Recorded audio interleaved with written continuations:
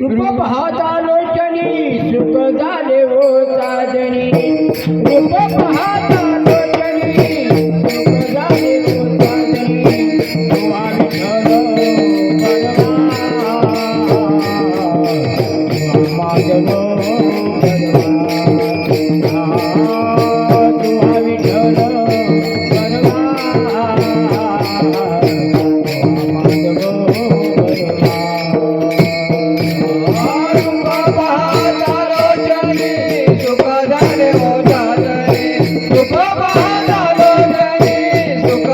हो साजनी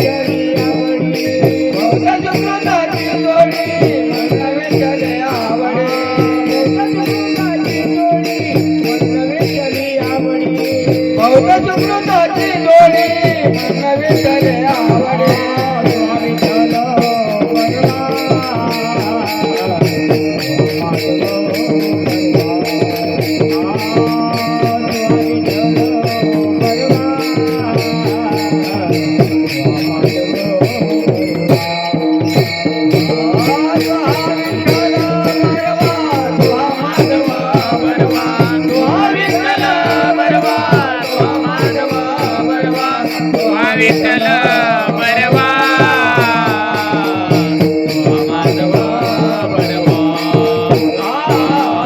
तुवा विठ्ठल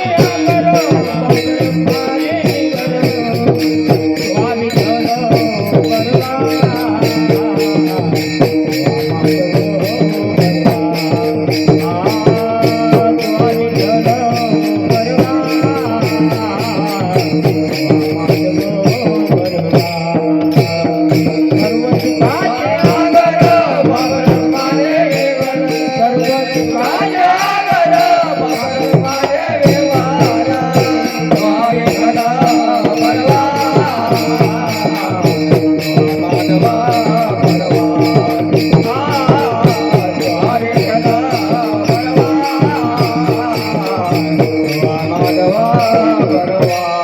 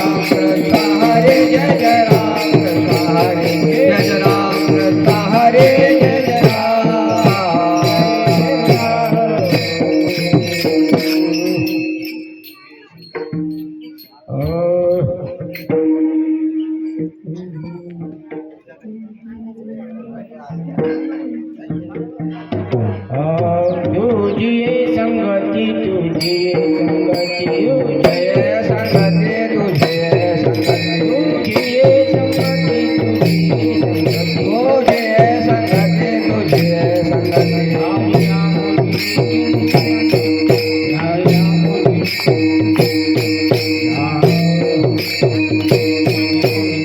तुझी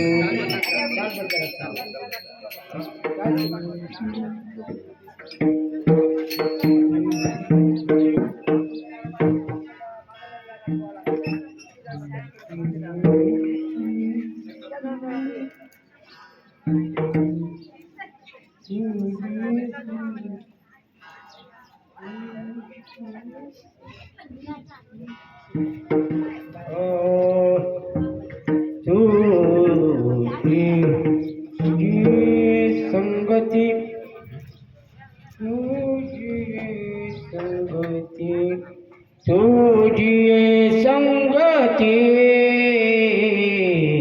तुझी संगती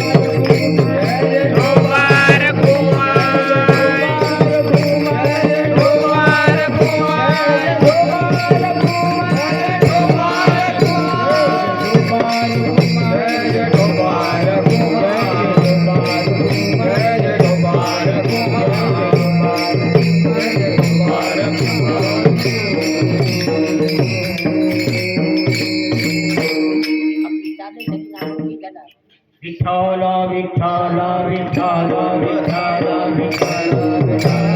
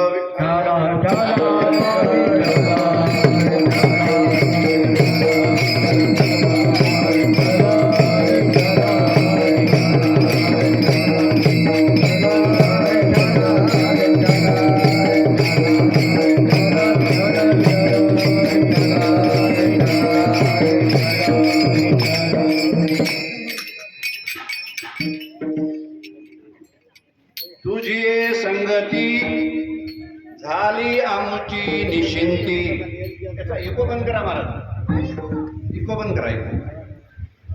तुझी संगती झाली आमची निश्चिंती, नाही देखिले ते मिळे, नाही देखिले ते मिळे भोग सुखाचे सोहळे, नाही देखिले ते मिळे भोग सुखाचे सोहळे. घरी ताकाचे सरोवर, येथे नवनीताचे पुर, नाही देखिले ते मिळे भोग सुखाचे सोहळे. का म्हणे आता आम्ही नवजो दवडीचा, नाही देखिले ते मिळे भोग सुखाचे सोहळे. विठ्ठल विठ्ठल विठ्ठल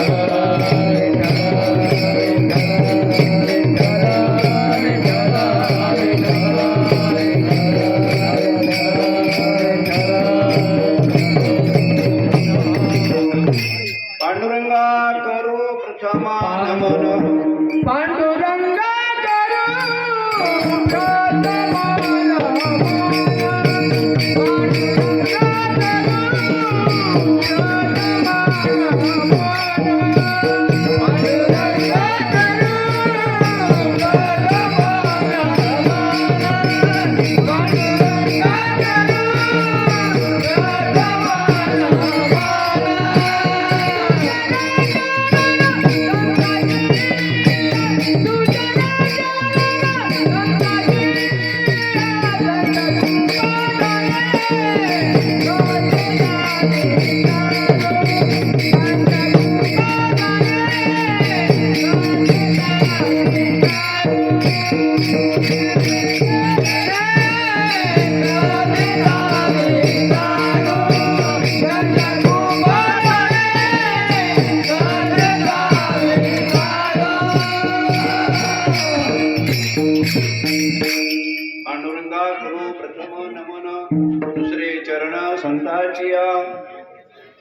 लक्षात कथेचा आरंभ करताना भगवंताला नमस्कार करावा असतो.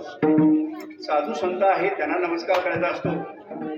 मृदंगाचार्य, विनेकरी, टाळकरी मंडळी, गायक मंडळी या सर्वांना नमस्कार करून श्रोते मंडळी आहेत तुम्हालाही नमस्कार. प्रभू तुम्ही महेशाच्या मूर्ती आणि मी तुला अर्चित असे भक्ती. बोल जरी गंगावती तरी स्वीकारावती. अशा प्रकारे सर्वांना नमस्कार करून आणि या ठिकाणी चालू असलेला भागवत सप्ताह आमचे परम मित्र स्नेही हरिभक्त परायण हरिभाऊ गावंडे यांच्या अमृत वाणीतून आपल्याला 7 दिवसपर्यंत भागवत कथा ऐकायला मिळाली. आता भागवत कथा ऐकायला मिळाली, कोण कशी ऐकली त्याचं ते झाले नाही का. कोणी चालता चालता ऐकली, कोणी बसून ऐकली, कोणी रस्त्यानं ऐकली, कोणी चित्त देऊन ऐकली, आपापल्या ह्याच्यावर आहे. त्यांनी अमृताचा वर्षाव केला. आता एको बंद करा, एको.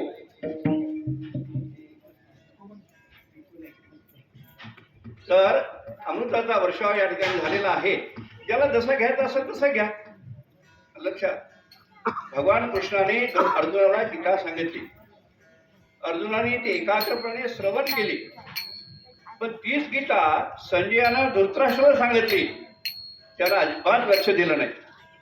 आलं का? आपापल्यावर आहे. आपण चित्त कुठं द्यायचं, मन कुठं द्यायचं, लक्ष कुठं द्यायचं हे आपल्यावर बोल नाही. आपण लक्ष दिलं, चित्त दिलं तर आपला फायदा आहे, नाही दिलं तर आपलं नुकसान आहे. त्याला काही कुणाचा इलाज आहे का? असो नाही अर्थ. आणि आज कोण सौजन्य राठोड, अरुण रामदेव हे राठोड यांच्या सौजन्यानं हा सेवेचा योग आलेला आहे. तर यापूर्वीही मी इथे कीर्तन सेवेला आलेला आहो. लक्षात समजलं का? तेव्हा जे आपलं हनुमान मंदिर होतं तसंच आताही आहे. फक्त मला वाटते याच गावचं स्थिती बदलली नाही. अनेक गावचे हनुमान मंदिर विस्तीर्ण हॉल झालेले आहेत, मोठमोठे हॉल झालेले आहेत. राज्य सरकारकडून केंद्र सरकारकडून फार मोठी त्याला सहकार्य मिळते. मोठमोठे हॉल झालेले आहेत, चांगली योजना मिळालेली प्राप्त झालेली आहे. लक्षात आपण जागच्या जागी आहोत.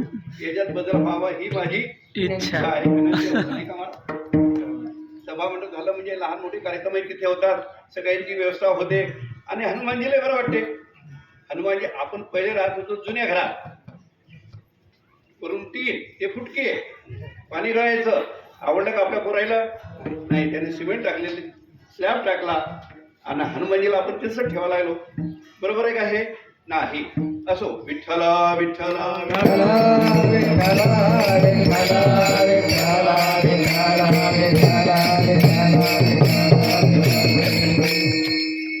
आता वास्तविक कीर्तनाचा आरंभ झालेला आहे. कीर्तन समाप्तीची वेळ आहे. बरोबर आहे, कीर्तन समाप्तीची वेळ आहे. पण त्याला काही इलाज नाही. आले देवाजीच्या मना तेथे कुणाचे चाले ना. असो, जे असेल ते काही इलाज नाही. तर आज सेवेला आपण घेतलेला जो अभंग आहे, तुझी हे संगती झाली आमुची निश्चिंती, झाली आमुची निश्चिंती, नाही देखले ते मिळे भोग सुखाचे सोहळे, घरी ताकाचे सरोवर येथे नवनीताचे पुर, तुका म्हणे आता आम्ही नवजो जवळीता, नाही देखले ते मिळे भोग सुखाचे सोहळे. कीर्तन ऐकताना श्रोते मंडळी फार सावध असतात. आणि जे लोक सावध आहेत त्यांच्यासमोर कीर्तन करण्यात आनंद वाटतो. लक्षात आलं का? जे लोक सावध आहेत, मन लावून ऐकतात, त्यांच्यासमोर कीर्तन करायलाही आनंद वाटतो. वक्ता तो वक्ता नोहे श्रोतेने विन. समजलं का? कीर्तन चांगलं झालं असेल, कीर्तन चांगलं झालं कोणामुळे? आपलं कीर्तन झालं. उद्या जर बाहेर कोणी निवडलं कीर्तन चांगलं झालं तर याचं श्रेय कोणाला आहे? श्रोत्यांना. लक्षात घ्या, ज्ञानेश्वरीमध्ये ओवी आहे, वक्ता तो वक्ता नोहे श्रोतेने विना. श्रोते जर मन लावून ऐकत असतील तर कीर्तनकाराला कृप येते. आणि श्रोते जर जांभळा देत असतील, इकडे पाहत असतील, तिकडे पाहत असतील, खाजवत असतील, तर ते श्रोते काय जे आहेत त्यांचं चित्त नाही त्यांच्यामुळे वक्ता जो आहे तोही दूषित होतो. विठ्ठल विठ्ठल विठ्ठल.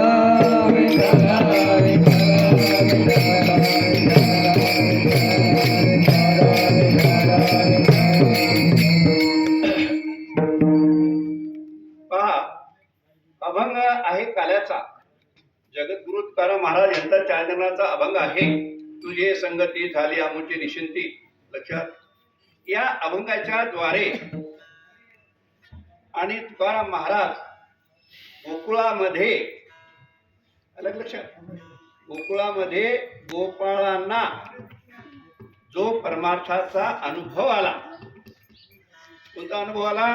परमार्थाचा अनुभव आला, अध्यात्माचा अनुभव आला. त्या अभंगाचं वर्णन, त्या अनुभवाचं वर्णन या अभंगामध्ये आलेलं आहे. विठ्ठल विठ्ठल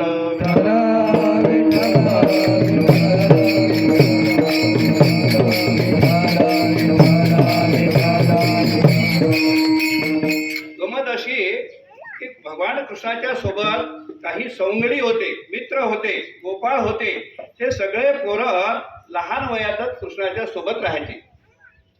चोऱ्या करायचं काम पडलं तरी सोबत, गाई राखायचं काम पडलं तरी सोबत, भांडणं करायचं काम पडलं तरी, आणि आग विझवायचं काम पडलं तरी, आणि पर्वत उचलायचं काम पडलं तरी सोबत. याला म्हणतात मित्र. लक्षात. असे सवंगडी होते ते, असे मित्र होते, असे मित्र होते. आणि या मित्रांना, या पोरांना भगवान कृष्णाबद्दल यथार्थ, लक्ष द्या एक एक शब्दाकडे, भगवान कृष्ण कोण आहे, भगवान कृष्ण कोण आहे हे त्या पोरायला कळालं. समजलं का?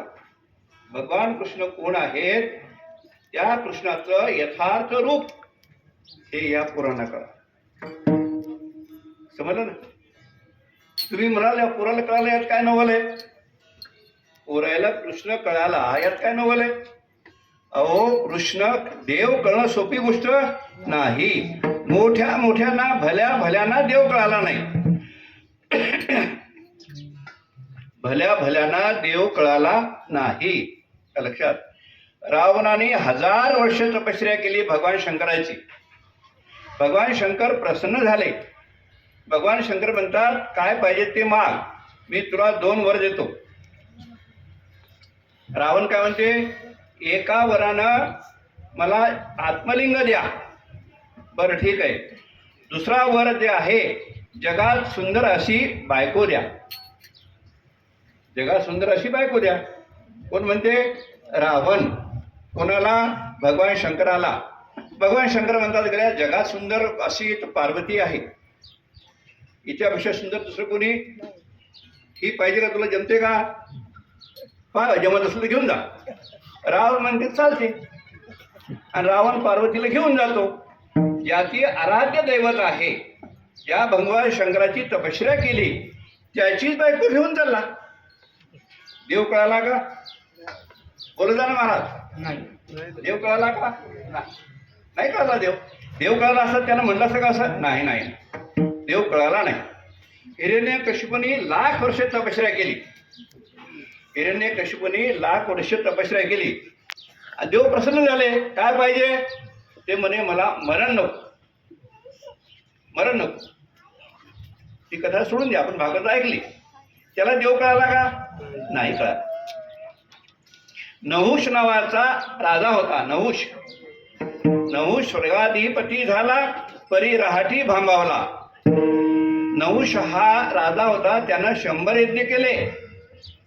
100 यज्ञ करून स्वर्गामध्ये गेला, आणि स्वर्गामध्ये गेल्यानंतर तिथे आधीचा जो इंद्र होता, त्याच्या बायकोला त्यानं निरोप पाठवला, तू माझ्याशी लग्न कर. 100 यज्ञ करून त्याला देव कळाला का? नाही. हिरण्यकशिपूला देव कळाला नाही, रावणाला देव कळाला नाही, या नहुषाला देव कळाला नाही. अहो, ते सोडून द्या. भगवान शंकराचा सासरा कोण? दक्ष. भगवान शंकराचा सासरा दक्ष. दक्षाने मोठा यज्ञ केला, सगळे देवदेवता बोलवले, पण भगवान शंकराला आमंत्रण नाही. देव कळाला का? मूर्खाला द्या. नाही, देव कळाला. देव समजला नाही. अहो दक्षाला देव कळाला नाही. इतकंच नाही, वसुदेव देवकीलाही देव कळाला नाही. वसुदेव देवकीलाही देव कळाला नाही. एक वेळ नारद त्या वसुदेव देवकीकडे आले आणि वसुदेव देवकी म्हणतात, नारदा आम्हाला काही ज्ञान सांगा ना. नारद म्हणतात, अरे ज्ञानाचा पुतळा भगवान कृष्ण तुमच्या घरी आहे, पण तुम्हाला ओळख नाही. कळाला का देव? वसुदेव देवकीला देव कळाला नाही, नहुषाला देव कळाला नाही, हिरण्यकशिपूला देव कळाला नाही, रावणाला कळाला नाही, दक्षाला कळाला नाही. अशी कितीतरी यादी आहे. तो देव यांना कळाला नाही, पण गोपाळामध्ये ते गोपाळ जे होते गोकुळामध्ये त्यांना देव कळाला. विठ्ठल विठ्ठल विठ्ठल विठ्ठल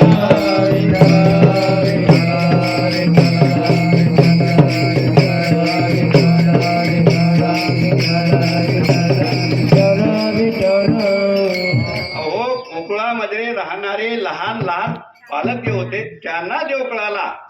लक्षात. आता तुम्हाला कीर्तन कळते की नाही रामधारी? कीर्तन कळायला पाहिजे ना.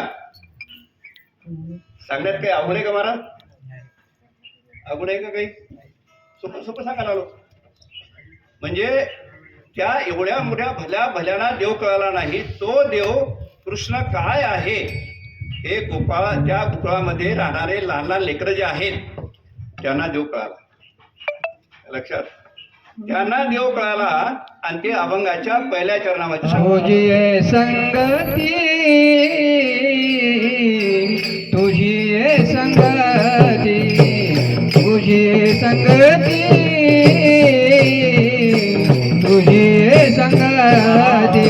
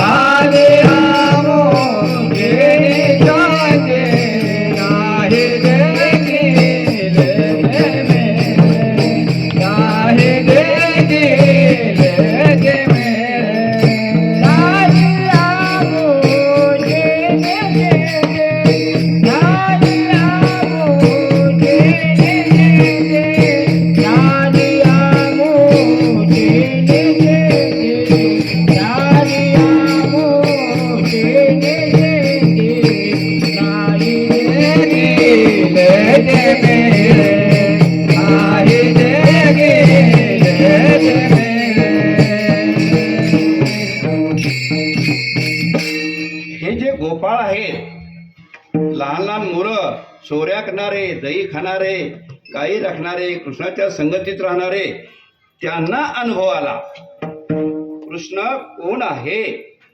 कृष्ण कोण आहे हा जरी गोकुळामध्ये आहे, आमच्या सोबत जरी राहतो आहे, दह्यादुधाच्या चोऱ्या करतो आहे, गायी राखतो आहे, पण हा ब्रह्मांडाचा नायक आहे, हा विश्वाचा नायक आहे.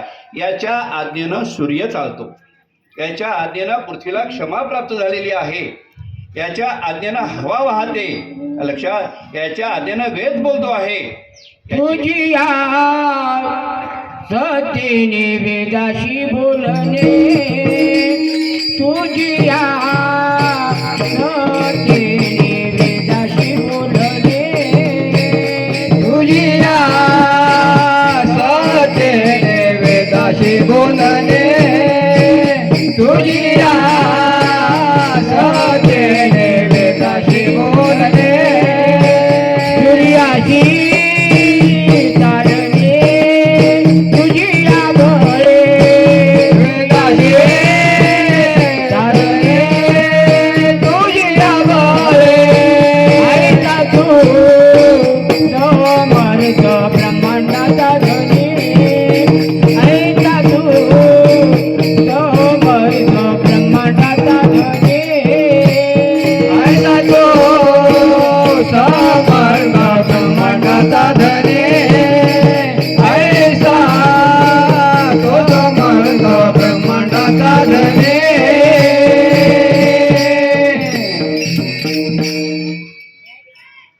वेदासी बोलणे तुझ्या सत्य वेदासी बोलणे सूर्याशी चालणे तुझी आपण सूर्यासी चालणे तुझ्या सत्य लक्षात आलं लक्षात महाराज विचार करा ही सगळी भगवंताची सत्ता आहे आपण जे बोलतो आहे ना ही सत्ता त्याची आहे तुम्ही ऐकताना ही सत्ता त्याची आहे आपल्याला ऐकण्यासाठी देवानं सुंदर कान दिले बोलासाठी चांगलं मुख दिलेलं आहे टाळी वाजवासाठी हात दिलेले आहेत यात्रेसाठी पाय दिलेले आहेत चांगलं चांगलं पाहण्यासाठी ज्ञानेश्वरी पाहावी डोळा पाहावी पंढरी पाहासाठी डोळे दिलेले आहेत वाचायसाठी ज्ञानेश्वरीला डोळे म्हणजे मुख दिलेलं आहे हे दिले असताना आपण त्याचा उपयोग न करता ते न करता आपण पुढे जातात लोक आपण म्हणजे इथे लोक नाही बरं दुसऱ्या गावाचे लोक पुढे जातात ढाब्यावर जिथं जाऊ नये तिथे पाय जातात जे खाऊ नये ते खातात जे बोलू नये ते बोलतात लक्षात जे पिऊ नये ते पितात लक्षात बरोबर आहे का हे लक्षात असो तात्पर्य असं आहे की तुझे संगती झाली आमोची निश्चिंती पहा गोपाळ आहेत लहान पोरं आहेत लहान मुलं आहेत ते काय म्हणतात कृष्णा तुझ्या संगतीनं झाली आमोची निश्चिंती निश्चिंती झाली म्हणजे काय झालं पहा निश्चिंती झाली म्हणजे काय झालं समाधान झालं समाधान झालं समाधानाचा अर्थ काय बाबा मनासारखं आता तुम्ही मला जेव घातलं समाधान वाटलं संध्याकाळी भूक लागते आणखी लागते की नाही मग हे समाधान आहे का आता बरेच लोकांना विमा भेटायला लागला बरं तुमच्या गावाला आला का नाही आला ना हो काही लोकांना विमा आलेला आहे समाधान झालं की नाही अहो ते 8 दिवसात खतम होते समाधान आहे का हे समाधान कशाला म्हणतात समाधान झाले समाधान तुमचे देखिले चरण आहे का समाधान त्याला म्हणतात नाही भय चिंता नाही क्लेश ना भय ना चिंता ना तिरस्कार ना द्वेष काही नाही समाधान त्याला म्हणतात निश्चिंती म्हणजे समाधान बरोबर आहे पण निश्चिंती पहा कोणाची झाली निश्चिंती त्या गोपाळांची निश्चिंती झाली बरोबर आहे गोपाळाची निश्चिंती झाली गोपाळाची निश्चिंती झाली हे कशाहून झाली त्यांनी देवाला ओळखलं म्हणून ओळखीला हरी साठविला पोटे होता त्याची भेटी दुःख कैसी दुःख काहीच त्यानं देव ओळखला त्याची भेट जरी झाली तर दुःखाचं निरसन आहे समाधान त्याला म्हणतात की तिथं दुःखाचं नावच नाही लक्षात समाधान त्याला म्हणतात जिथं पुन्हा दुःख कधीच येत नाही त्याला म्हणतात समाधान त्याला म्हणतात समाधान लक्षात हेची दान देगा देवा तुझा विसर हवा गुण गाईन आवडी यांची माझी सर्व जोडी न लगे मुक्ती आणि संपदा संत संग देई सदा हे आहे समाधान मुक्ती न लगे धन न लगे संपत्ती न लगे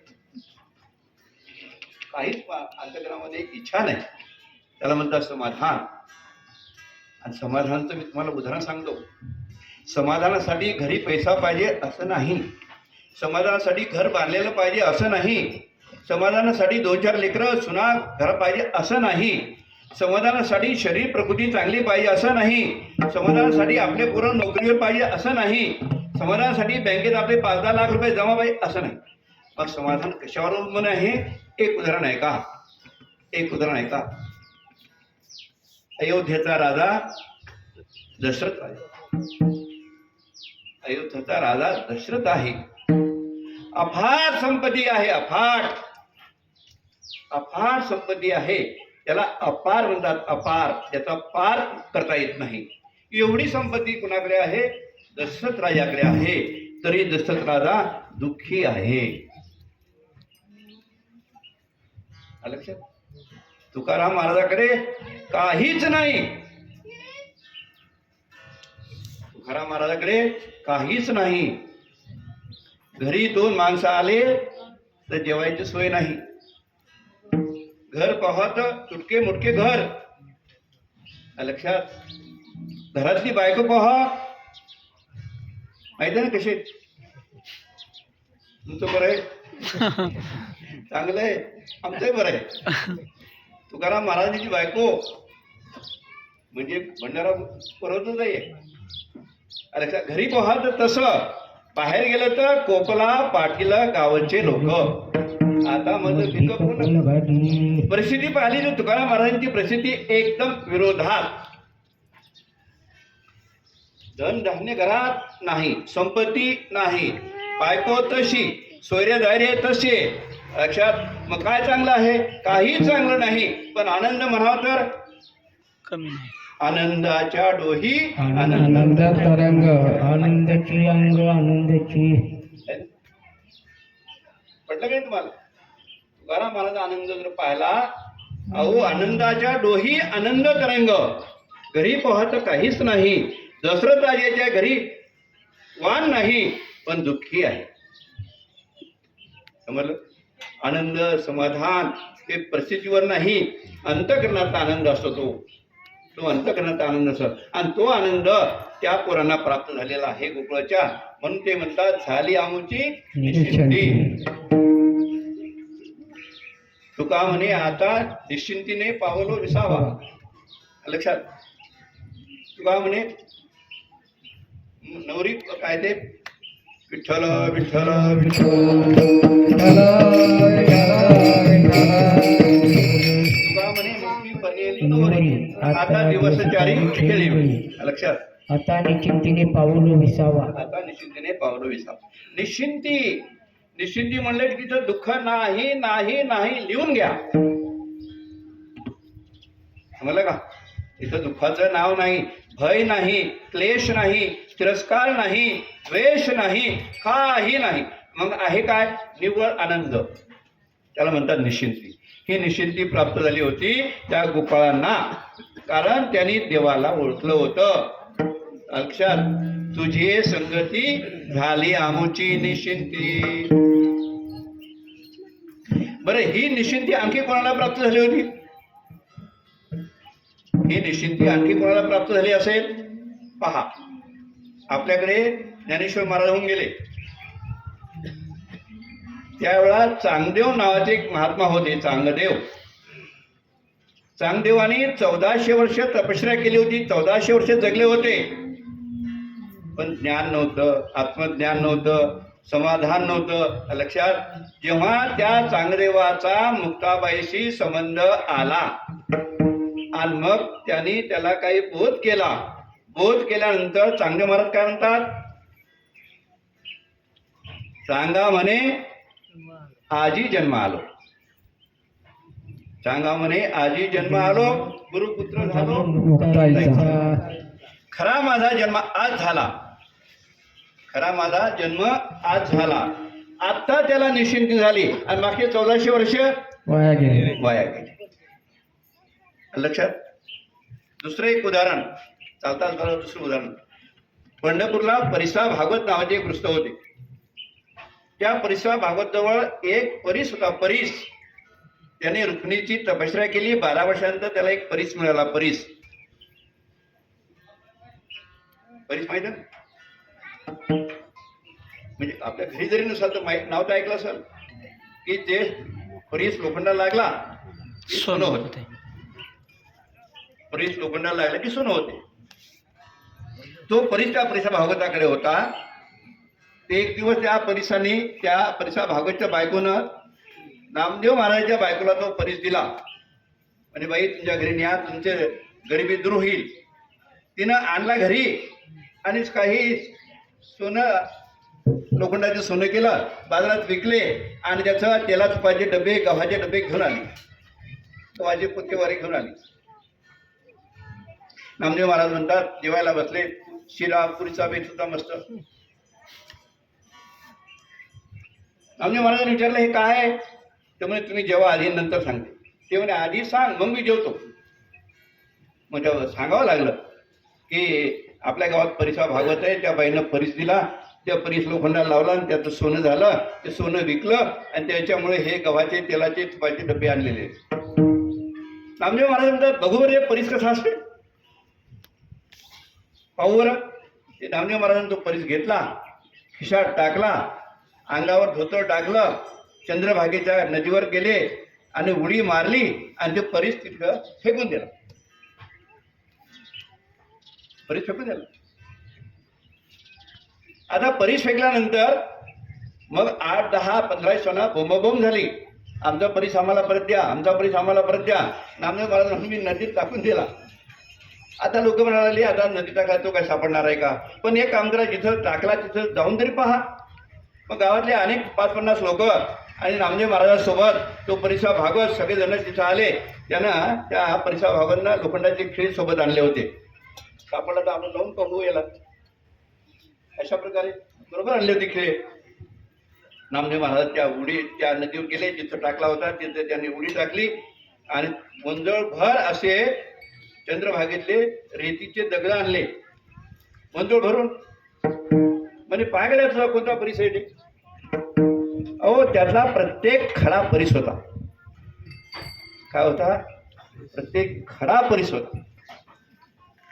घे बाबा तुझा परिस, अरे घे ना. त्यानं परिस घेतला नाही आणि काय घेतलं? पायाचं दर्शन.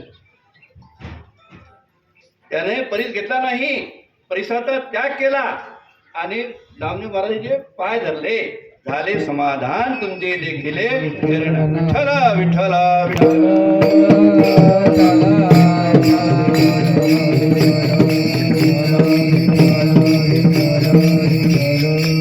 असे महाराज हे गोकुळातले पोरं जे आहेत, लहान लहान पोरं जरी असले तरी त्या लहान लहान समजू नका. हे टाळकरी मंडळी आहेत, लहान लहान जरी आहेत, पण आपण तिथून आलो होतो ना, हे आल्याशिवाय तिथं गावात एवढे लोक आहेत, राहिलं का कोणी उभं नाही, म्हणून यांना कमी समजू नका. लक्षात. ते गोपाळातले म्हणजे गोपाळ जे होते त्यांना भगवंताचा आलेला अनुभव आहे. गोपाळ भगवंताचा आले कृष्ण कोण आहे, कृष्ण कोण आहे याचा त्यांना अनुभव आलेला होता. आणि अनुभव आल्यानंतर आणि ते सांगायला आले पोरं की बाबा काय मजा आहे परमार्थात, परमार्थात मजा आहे. लक्षात. आता आपण मंडळी बाहेरगावची आलेली मंडळी, आपल्याला चूल पेटवायचं काम नाही, भाजी आणायचं काम नाही, काय आणायचं काम नाही, गॅस पेटवायचं काम नाही, काही नाही. रामकृष्ण हरी. झाला का वेळ? पळा. आनंद आहे महाराज. लक्षात. अशा प्रकारे त्या गोपाळांचा जो अनुभव आहे ते सांगायचे. कृष्ण हा नंदराजाचा मुलगा, कृष्ण नंदराजाचा मुलगा आणि नंदराजाचा मुलगा असल्यामुळं त्याची शिदोरी तशीच राहायची. नंदराज आणि कृष्ण काही असा चिकट नव्हता. आपण पंढरपूरला जातो, काय करतो आपण? शरीराचा चिवडा काढतो आणि असं इकडं तोंड करून एवढा चिवडा, पण ते आपण कोणाला देत नाही. असा होता का कृष्ण? नाही. कृष्णाची शिदोरी म्हणजे त्याच्यापेक्षा 50 पट पोरायला पुरेल इतकी होती. त्याच्यामध्ये नवीन नवीन स्वादिष्ट पदार्थ होते. लक्षात. चांगले चांगले पदार्थ होते. आणि या पोरायचं काय होतं? कांदा भाकर, चटणी भाकर, अमुक भाकर, तमुक भाकर. कृष्ण मग गड्या असं नाही, असं नाही, तर ते सगळ्याचा काय करायचे? काला करायचे. या सगळ्या गोपाळाचा भाग शिदोरी एक आणि कृष्णाची शिदोरी एकत्र करायची आणि ती सगळ्यांना वाटायची. आणि पोरं म्हणायचे वा काय मजा आहे, काय आनंद आहे, काय आनंद आहे. ते अभंगाच्या दुसऱ्या चरणामध्ये नाही देखील मिळे, नाही देखील मिळे, नाही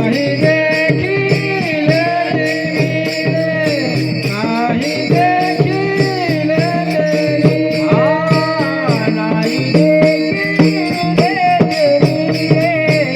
नाही देखील मिळे, नाही देखील मिळे, नाही देखील मिळे.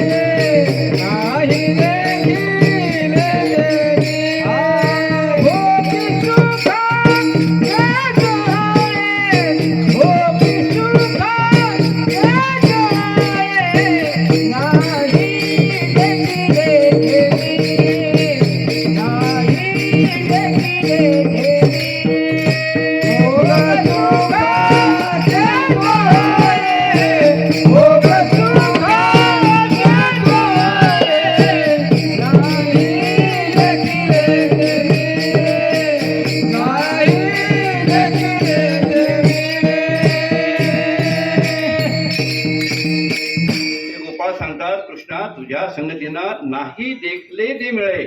अरे आमच्या बापानं कधी दही पाहिलं नव्हतं, आमच्या बापानं कधी लोणी पाहिलं नव्हतं. सगळं लोणी आमच्या घरचं पुढे जात होतं मथुरेला, आणि आम्हाला चटणी भाकर कांदा भाकर मिळत होती. पण तुझ्या संगतीनं आम्हाला भरपूर दही खायला मिळालं, भरपूर लोणी मिळालं, भरपूर दूध मिळालं. नाही देखले ते मिळे भोग सुखाचे सोहळे. लक्षात, कृष्णा तुझ्या संगतीनं खूप आम्हाला मिळालेलं आहे. तुम्हाला पाहत असेल, शेगावची दिंडी आहे, शेगावची दिंडी पंढरपूरला जाते महाराज. आणि शेगावची दिंडी पंढरपूरला जात असताना अकोल्यामध्ये 2 दिवस मुक्काम असतो. आणि 2 दिवस मुक्काम असते त्यावेळेला त्या ठिकाणी 2 दिवस 1 दिवस पुरणपोळी आणि रस, आंब्याचा रस किती महाग असो, आंबे किती महाग असो, आंब्याचा रस आणि पुरणपोळी. दुसऱ्या दिवशी आणखी काही वेगळं, तिसऱ्या दिवशी आणखी काही वेगळं. अहो ते वारकरी खाता खाता कंटाळून जातात. नको नको आम्हाला, नको आम्हाला. नाही नाही महाराज एवढं घ्याच, नाही नाही महाराज एवढं घ्याच. लक्षात, तात्पर्य असं आहे की नाही देखले ते मिळे भोग सुखाचे सोहळे. हा झाला लौकिक भाग. दुसरा एक भाग सांगतो तुम्हाला, कोणता? नाही देखले ते मिळे. कृष्णाच्या संगतीमध्ये आणि त्या गोपाळांना जो अनुभव आला, नाही देखले ते मिळे, कधी पाहिलं नाही. असं काय होतं? असं प्रेम होतं, प्रेम. कृष्णाचं प्रेम आणि या गोपाळांना प्राप्त झालेलं आहे. कसं होतं प्रेम? एक दिवस बिल्व मंगल नावाचा एक पोरगा होता. बिल्व मंगल नावाचा एक पोरगा होता. आणि तो म्हणाला, आई तू दररोज शिदोरी करताना उशीर करते आणि सगळे पोरं निघून जातात, लवकर आत्ताच शिदोरी बांधून ठेव, सकाळी उठले की निघाले. बाई म्हणे, अरे शिदोरी करायला आपल्या घरात पीठ नाही. मग म्हणे खिचडी कर, तांदूळ नाही. अरे बाबा, मग आता आई कसं बरं? प्रश्न पडला. मग म्हणे असं कर, तू सकाळी जेव्हा जाशील तेव्हा आपल्याकडे ताकाचं मडकं आहे, ते ताक घेऊन जा. ते म्हणे, आई पोरं काय म्हणतील आपल्याला? ते म्हणे काय त्याला इलाज नाही म्हणे बाबा, आजच्या दिवस एवढं भागून घे. म्हणे बरं. मग तो पोराच्या मागं मागं चालला, ताकाचं मडकं मागं लपवत लपवत तो तिथे नदीच्या काठावर गेला आणि ताकाचं मडकं एका झुडपामध्ये त्यानं लपून ठेवलं. आणि गाई चरल्या. गाई चरल्यानंतर 12ची वेळ झाली. 12ची वेळ झाली आणि कृष्णाने सांगितलं, ए पोरो, आणा आपल्या गाई सगळ्या एकत्र. आणि गाई सगळ्या एकत्र जमवल्या, झाडाखाली गाई जमवल्या, सावलीमध्ये घुमडी टाकली आणि त्या घुमडीवर सगळ्यांच्या शिदोऱ्या एकत्र आल्या. हा जो मुलगा होता तो मागं मागं सरकला, त्याची शिदोरी नव्हती. त्याचं काय होतं? ताकाचं मडकं. त्या वाटलं आपण मागं मागं जावं आणि तिकडं पड्यानं ताक पिवावं आणि याच्यामध्ये कशाला यावं आपण, आपलं काहीच नाही आज. मग तो मागं मागं सरकू लागला. सरकता सरकता त्या झुडपापर्यंत गेला. झुडपापर्यंत गेल्यानंतर त्याने ते ताकाचं मडकं उचललं आणि तोंडाला लावलं. तोंडाला लावलं, एकच घोट घेतला त्याला. तोंडातच होता घोट त्याचा ताकाचा. हे कोणी पाहिलं? कृष्णानं पाहिलं. कृष्णानं पाहिल्यानंतर कृष्णाने धावत गेले आणि त्याच्या तोंडाचं ताकाचं मडकं घेतलं आणि सांगितलं, म्हणे तुझ्या तोंडात काय आहे? म्हणे काही नाही, काही नाही. अरे सांग काय आहे ते? तुझ्या तोंडात जे असेल ते टाक माझ्या तोंडात. त्यानं ते उष्ट ताक कृष्णाच्या तोंडात टाकावं लागलं. नाही देखिले ते मिळे. संसारात मिळते का महाराज असं प्रेम? मिळते का असं संसारात प्रेम? ना ना ना ना, पुस्तक घेऊ नका. पण परमार्थामध्ये कृष्णाचं असं प्रेम होतं म्हणून ते म्हणतात, नाही देखिले ते मिळे भोग सुखाचे सोहळे. विठ्ठल विठ्ठल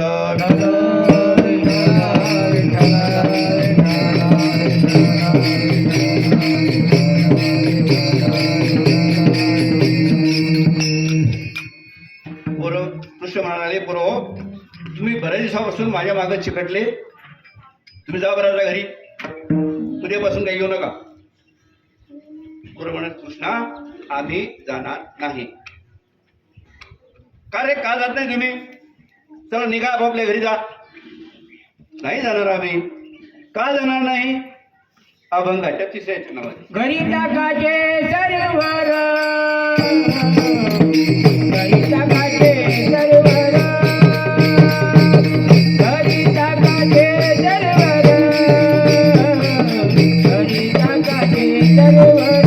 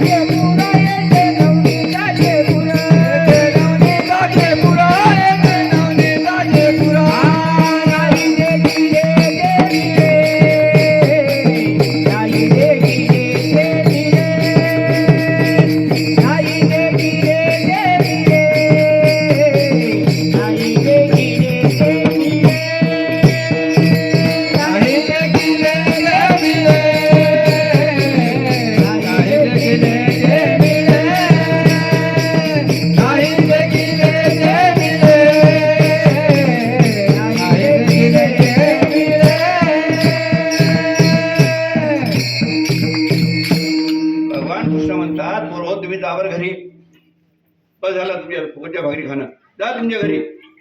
ते म्हणजे कृष्णा आम्ही आता घरी जाणार नाही. अरे काय तुमच्या घरी काही कमी खायला नाही का?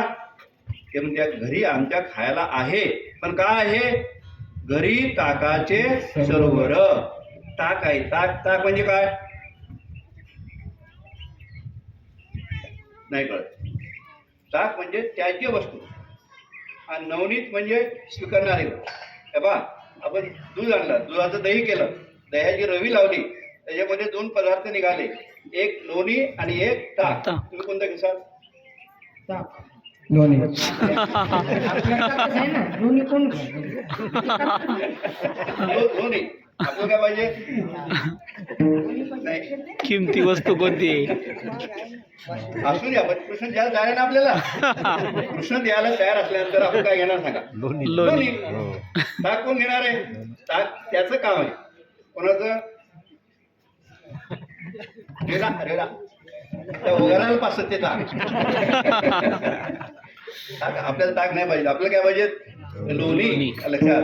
लोणी याचा अर्थ हे दृष्टांत आहे. लोणी म्हणजे सार आणि ताक म्हणजे असार. लक्षात. ताक म्हणजे असार. आपण केळं आणले की नाही बाबा? केळाचे Incoming voice call from CS. आतला गाभा कोणतं घेसाल? आतला गाभा. वरचे टक्कर घेसाल? नाही, कारण वरचे टर्फ असार आहे आणि आतला गाभा सार आहे. लक्षात. लक्षात. बदाम. बदाम वरचा भाग त्याज्य आहे, आतली बी चांगली आहे. पेढा. पेढ्याचा वरचा घेतला की खाली घेतला सांगा? सगळं योग्य. Incoming voice call from CSV.